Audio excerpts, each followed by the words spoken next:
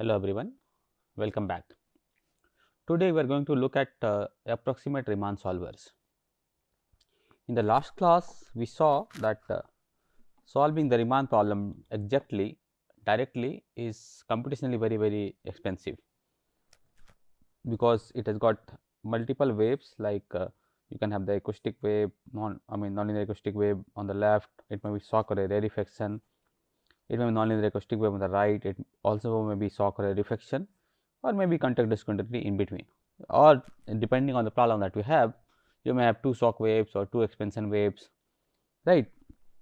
And we saw this diagram last time. Basically the other three waves that we have, okay, lambda 1, lambda 2, lambda 3, these are the wave speeds, okay. And we have something which is undisturbed on the left and right, and then if you have a contact discontinuity, then you have this star state that you need to determine.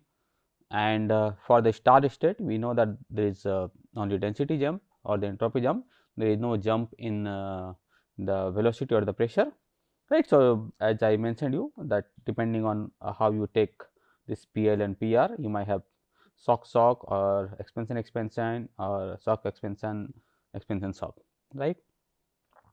So how we solved, we discussed it last time, that we assume some P star value, okay, and try to calculate this U star left and U star right, okay. So if it is shock, then we will use the Rankine-Hugoniot, and if it is rarefaction, then we will use this Riemann invariants coming from the isentropic formulation, right. Similarly we will do for the U star right also, okay. And of course it will not matter in the beginning, because you have started with a gas pressure, so you have to use Newton-Raphson or some kind of root finding technique, so that U star L is equal to U star R for that given P star. So this is the exact Riemann solution, and imagine that you are trying to solve a problem, let us say even in 1D, and as we discussed, and in a finite volume sense, as Godunov proposed, that everything is a Riemann problem, right. So that is what we discussed, right. So you have, it has to solve to as many cells as you have, right. If you have millions of cells, then you have millions of Riemann problem calculation, and at every point you have to use this Newton-Raphson technique, root finding technique, right. So that is why it is very expensive and almost never used in practical problems, right. And now as we will see that we have multiple solvers which are approximate Riemann solvers, but they give you very good results. So they replace this iterative solution with an algebraic form of the solution. So if you use this, and let us say you try to do it for the short shock tube, right, where we had this left and right state. So we had this basically rho U and P. So U was 0 on left and right. So this is my left and this is my right, okay. And there was a density jump. So this is 0 and 0.125, and also pressure jump. This is 1 and 0.1, right. This is a classical problem proposed by Gary-Sode, okay. So and as we discussed that as the time progresses, we will have normal shock moving on the right and expansion moving on the left, and in between there will be contact discontinuity. The contact discontinuity will be seen by the jump, let us say in the the density, okay. And in the normal shock and expansion fan, you will have, in the normal shock you have abrupt jump in the pressure or the density, and the drop in the velocity, and in the expansion fan the opposite thing will happen, but it will happen very benignly, it will happen over a length, right. It will happen isentropically. So that we know already. So if you try to solve using the exact Riemann solvers, I wrote a code and tried solving the short shock tube problem. So you use the initial guess is P star, which is half of the PL plus PR. So PL is 1 point, PL is basically 0.1. So you can take the half, the mid value of that, or something like that. So you can start with some initial guess, okay, from here, okay. So we have taken and you can see that now it in this particular case, it's actually the short shock tube problem is a pretty benign problem. It converges in basically 2, 3, 4 iterations, right. So it almost becomes converged, the P star value, right. And if you start calculating the if you look at in the PU curve, right. So this is the left, this is calculation from the left, and this is calculation from the right, okay. So from the left it will come, and from the right for the given P star, as the P star goes, okay, you will have P and U coming from left and right. and it matches at one particular place, and that is your solution, right. So, that is the star state solution that we are going to get. Okay. So, that is the P star U star. Okay, this is what we are looking for. So, once you have this P star U star, you can again use the Rankine-Hughes or the isentropic solution to get the rho star, depending on what condition you have, right. So, once you have that, so this is how your profile will look like. So, this is what I told that I mean at a given particular time, I think it is t equal to 0.3 second or so, okay, for that given problem or short circuit tube, 0.3 or 0.2 I believe. Okay, so this is the expansion fan, this entire region that you see, this is the expansion fan. Okay, this is your contact discontinuity, and this is the shock, right. And because see shock is moving on the right, so the this is basically density, right. So, the flow the flow field this side is stationary and the shock is moving, so there will be jump in the density, right. So, there will be jump in the contact the across the contact discontinuity, you will have jump in the density. But if you look at in the pressure or the velocity curve, you cannot basically identify the contact discontinuity region because there is no jump there. So, that is one of the principle using which we basically got this P star, right. So, there is no jump across the contact discontinuity in the star region, right. But you will have basically huge jump in the velocity, and this is your shock region, and this entire thing is your expansion region, right. And this is the pressure region here you have shock, and this is the expansion region. Okay, and you can't find the contact discontinuity. So, this is how you do an exact Riemann problem. So, you know the left state and right state, and there is a Riemann problem everywhere. It can be this way or it can be this way. This may be the UL and UR. If this is the case, if it is a nonlinear problem, it may give a shock. Okay, and if this is the initial state UL and UR, and it is a nonlinear problem, this may give the expansion. Okay. But at every cell interfaces, you have to solve the Riemann problem. So, basically this is what it does in the exact Riemann problem. You have this left state and right state, go to every cell interface, solve the Riemann problem like we did earlier using the Newton option, get the value, and basically put those values to calculate the fluxes, right.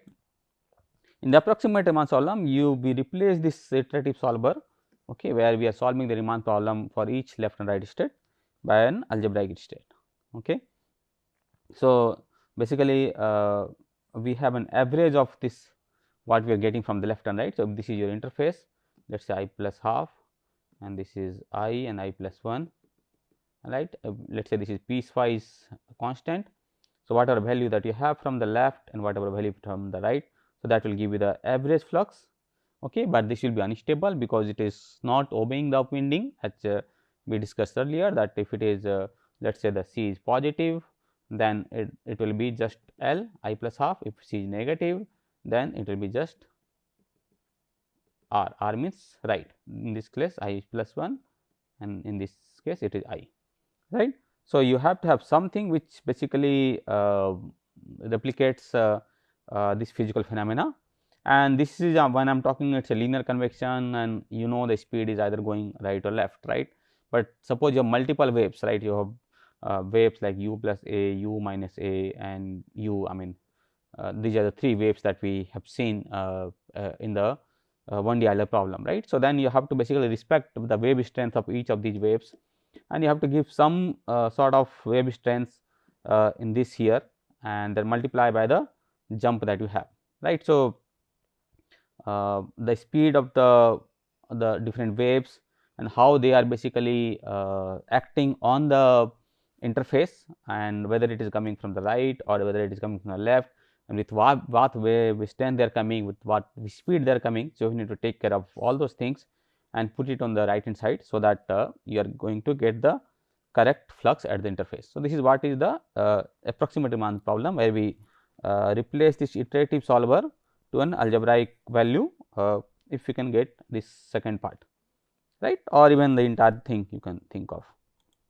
right. So, this we already saw the REA. So, R for reconstruct, E for evolve, and A for right. So, or update, right. So, we discussed that the Riemann solver comes in the evolve part. So, there are multiple solvers. So, we mentioned rho and HLL, HLLC last time. We will start with a more basic solver, which we have already seen in the finite difference sense, which is the Lax-Frederick.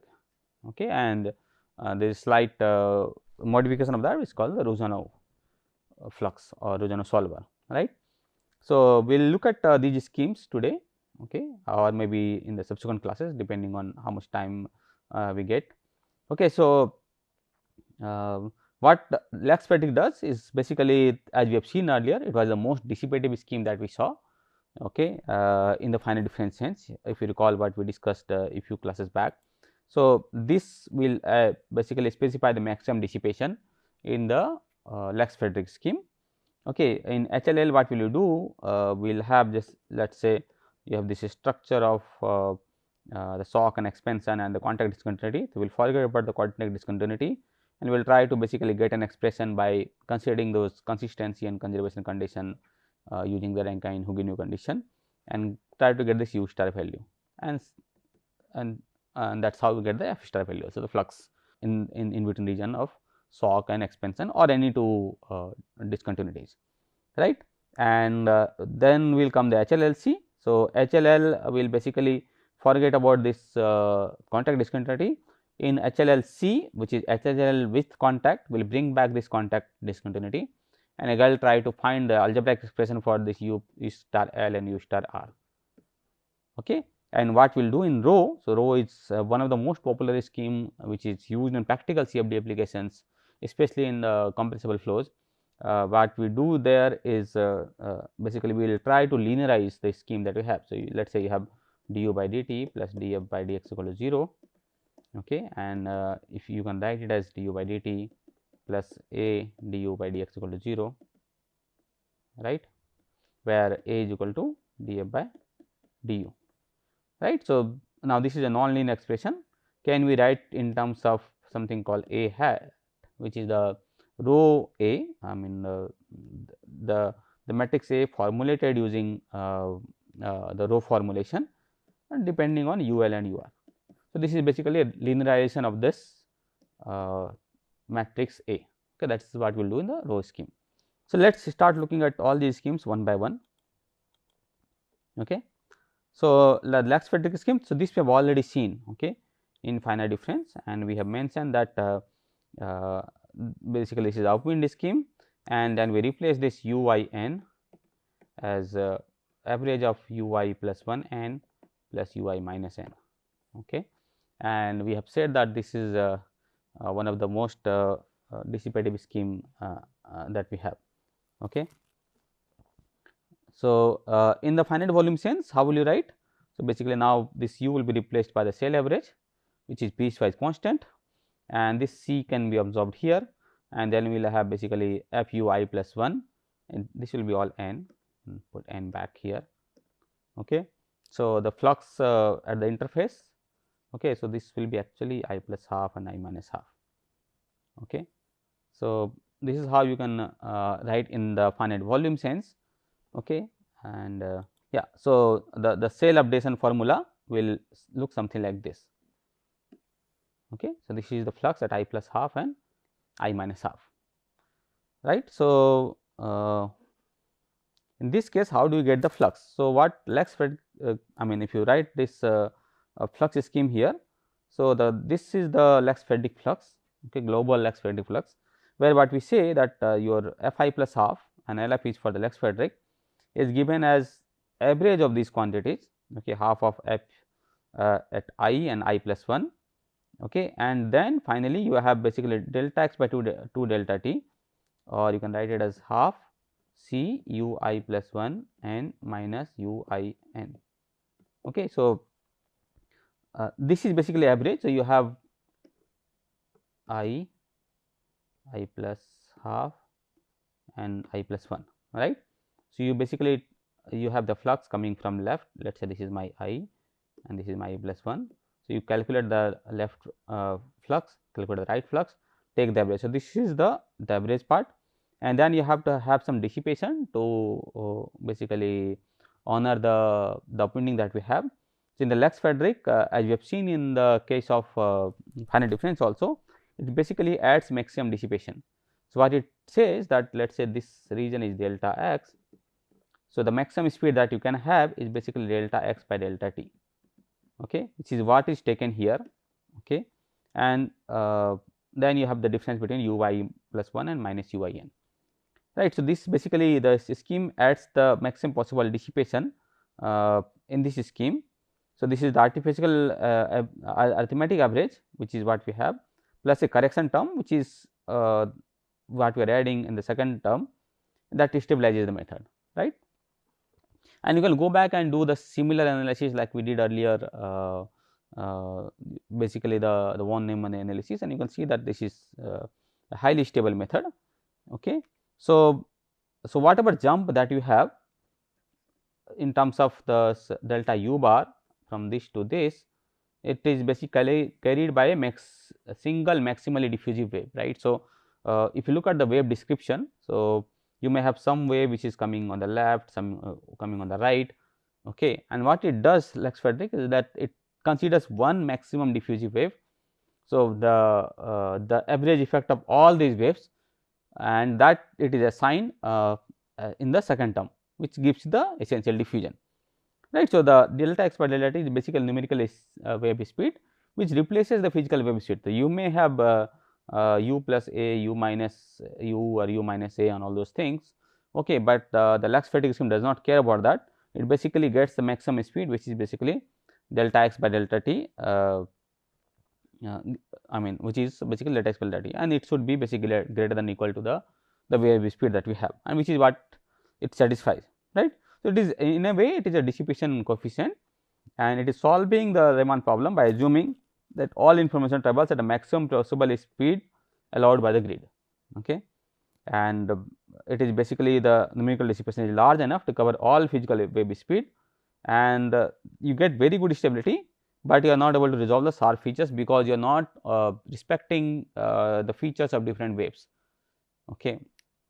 So, it will basically add dissipation everywhere, whether it is a shock, whether it is an expansion fan, whether it is a contact discontinuity, everywhere it will be added, right. So, that is how the Lex-Frederick's work, and this is normally not used in any practical CFD simulation because the dissipation is really very high. It is a highly diffusive scheme, but I am just showing you just to tell you that how this approximate Riemann solvers are developed, right. So, correction to that is called local Lex-Frederick flux, which is also called the Ruzhanov flux. So, what we do, we replace that c term that we had equal to delta x by delta t by the local maximum wave speed. So, this is the local maximum wave speed, okay. So, basically you have I and I plus 1, if you are trying to calculate that I plus half, you get the maximum speed at I and maximum at I plus 1, okay, whatever it may be u plus c or u minus a, okay, and just use that maximum that. So, it may change between cells to cell because this I is changing, that is the only difference. It is still considering the single wave speed, but now it is considering cell by cell instead of having a global quantity calculated over entire cell. So, this is what is the Ruzhanov flux, right. So, if you look at the solution, so this is the exact solution that we saw earlier, this is the density curve, okay. So, this is again the contact discontinuity, shock, and the entire region with the expansion fan, right. So, you can see that it has added dissipation here, okay. It is not resolved, even the expansion fan, huge dissipation at the contact discontinuity and also dissipation at the shock. So, you may have very less dissipation in the expansion fan, or the speed contact discontinuity may be different from the shock, but it will assume same everywhere, and that is why you can see that it is highly dissipative for the contact discontinuity, some dissipation in the shock, and then there is a dissipation in the expansion wave itself, okay. So, to correct that we will discuss the scheme called the Rowe scheme, okay. It is as I told you, it is one of the most popular scheme. So, to discuss this scheme, what we will see, we will look at this form of equation, okay, du by dt plus a du by dx equal to 0. So, u may be, if it is scalar, then it may be if you let us say Burger equations, then it will be So this will be du by dt plus u du by dx equal to 0, right. So this is a scalar conservation law. So u is equal to just u, and this is the Navier-Stokes equation, and a is nothing but u here. Okay. So what we do, we will take this nonlinear system and replace this a with a constant coefficient system a hat. Okay. And a hat, as you can see, it depends only on the left state and the right state. So it is some formulation of left and right. Okay. So if you know the left state and right state, you can do some arithmetic manipulation and get the a hat. So that is the idea. Okay. So, but then a hat should basically obey some properties, so that it should basically respect the physical system that you have here. So, what is the physical system? First of all, it is hyperbolic, right. So, the a has to be greater than 0. I mean, it has to be basically the eigenvalues of that must be real. Okay. I mean, it can be greater than or less than 0, but it must have a real eigenvalues. In the scalar conservation law, it is always real. So, that is not a problem, but if it is a vector conservation law, let us say the Euler scheme, then you have to make sure that the a hat, so all the eigenvalues of a hat must be real, and it should have the complete set of eigenvectors. So, that is one essential property for hyperbolicity. The other thing is the consistency. That means that let us say if ul goes to u, let us say write capital U, and ur goes to u, like the consistency condition that we had, then basically a hat should go to a, and what is a is basically dA by du, right. So, this is should go to f prime u. So, that is the consistency condition, and the conservation condition, which is basically nothing but the Rankine-Hughes jump condition, that whatever jump that you have across the interface. So, let us say if this is your left and this is right. Okay. So, whatever jump you have, that you have, so f u r minus f u l, okay, should be basically the a hat should be such that when it multiplies to the variables on the left hand side and right hand side, okay, it should give the exact flux, right. So, this is what so these three conditions needs to be satisfied by whatever a hat matrix or vector or the constant value that you are assuming, right. So, the third one is automatically satisfied for the scalar conservation law if you are using, let us say, form like this, where u is always real. Okay. And what we will do, we will use this conservation condition, basically Rankine-Hughes condition, to first see how the row scheme works for the scalar conservation law before you go to the Euler equations, right. So, the scalar conservation law is basically u is nothing but just one scalar, which is u. Okay. So, now we will use this condition, which is the conservation condition. Okay. So, f u r minus f u l equal to a hat u r minus u l, right. So, then you basically use half, the f is equal to half u square, right. So, this will be half u r square minus half u l square is equal to a hat, and we need to determine a hat and u r minus u l, right. So, once you do the manipulation, this is u r plus u l and u r minus u l. The u r minus u l will get cancelled out. So, this is nothing but the average speed on both the sides. So, for the scalar conservation law, the row average speed, we call it the row average, the a hat is called the row average speed, which is nothing but the basically arithmetic average of the left speed and the right speed. Okay. So, this is what happens in the case of scalar conservation law, and you can see here that now if a hat is greater than 0, so we got this a hat. So, if a hat is greater than 0, that means, so this is my left and this is right and this is my interface I, right. So, then it is going from this, right. So, the interface value should be u I equal to u L, upwinding, typical upwinding that we are trying to follow here, and if a hat is less than 0, then u I equal to u R, correct. So, this can be implemented in your general formula. So, this will be half u L plus u R, and this is a sine function which is basically a hat, and if it is greater than 0, then the sine of a hat will be 1, otherwise else the minus 1.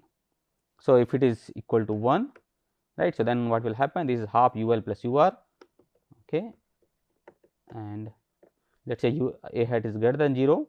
So, that will become 1. So, minus half u r minus u l. So, u l will cancel out, this will become u l, which is this condition. Okay. And if it is less than 0, this will become minus 1, and that will return to this condition, right. So, this is just a way of writing this both things into one expression. Okay. So, the f I can be written as sine of this into f into u r minus u l, and f u r minus u l is nothing but a hat u r minus u l, right. That is what we defined earlier. And what is a hat is basically half u l plus u r, right. And this is the final formula for the interface. And let us say if you are writing for the I plus half interface, so then this is the average quantity, and like we had this numerical dissipation in the case of lax fatigue scheme, we also have a numerical dissipation which is coming from this, and we will basically quantify this numerical dissipation with respect to what we get from the Ruzhanov flux shortly. So, we can also write in the form of waves that we discussed earlier. So, let us say if we have 3 waves, okay, let us say this is w I minus half, which is basically is left running, okay, and these 2 which are basically right running. Okay. So, this is a typical description that you have. So, this is u plus a, let us say u and u minus a. Okay. Now, how do you basically represent the same description that we had earlier, this description that we had earlier, or even in any update formulation? What we said is basically whatever changes that is happening in the cell average quantity. So, here q is represented as q is the cell average quantity here, right. So, in the nth stage, how does it change? Basically, there is a wave of wave strength W1, okay, W2 and W3, which make changes in the cell average. So, let us say from n to n plus 1 if you go. So, how this W2 is contributing? So, basically it goes to the distance. So, if the lambda is the wave speed and W is the wave strength, so this wave is going to the distance which is lambda 2 delta t. This is not lambda square, this is lambda 2. This is the wave speed of the second wave, right. So, you will multiply this distance that is it has traveled, and this is the wave strength, and this is the basically the fraction of distance that has traveled. So, lambda 2 delta t by delta x into W to I minus half, right. Similarly, if you look at this one, so this is lambda, this has traveled to this distance, right. So, this is lambda 3 delta t by delta x, that is the fraction that has traveled in this cell, and the contribution which is coming from this the W3. And similarly, because this is coming from this side, this will be I 1 plus half, and this has traveled this much distance, which is lambda 3, sorry, this is lambda 1 now. So, lambda 1 delta t, right. So, this is lambda 1 delta t by delta x. Okay.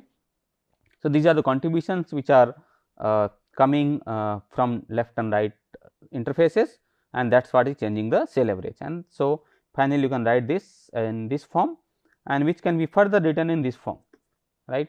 So, whatever value that we have here, okay, this a hat u r minus u l, they can be represented in the wave form.